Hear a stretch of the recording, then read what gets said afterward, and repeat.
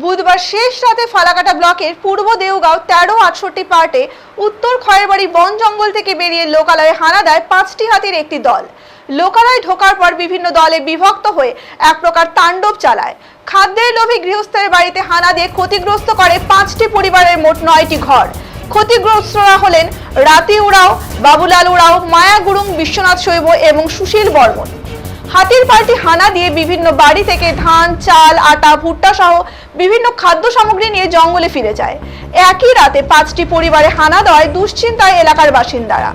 সকালে এলাকা পরিদর্শনে যান বন দপ্তরের উত্তর খয়েরবাড়ি বিট অফিসার বিধান দে সহ স্থানীয় গ্রাম পঞ্চায়েত সদস্য প্রভু উরাও। ক্ষতিগ্রস্ত পরিবার সরকারি নিয়মে ক্ষতিপূরণ পাবেন বলে বন দপ্তরের তরফে জানানো হয়েছে।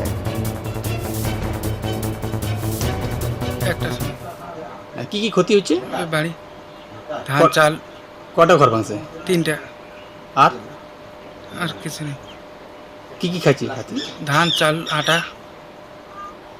হাতি তো আসছে 2:30টার দিকে, 5টা ছিল। আর ওই দিক থেকে আসছে, প্রথমে ওই ঘরটা ওখানে গরু ছিল তো মারছে, তারপরে এইদিকে থাকার করতে ওইখানে মার এই যে ছেলে থাকতো। তারপরে তারপরে ডাকাডাকি করার পর উঠছে, উঠে তো ওইদিকে পালাই। লোক ছিল 3জন ছিল।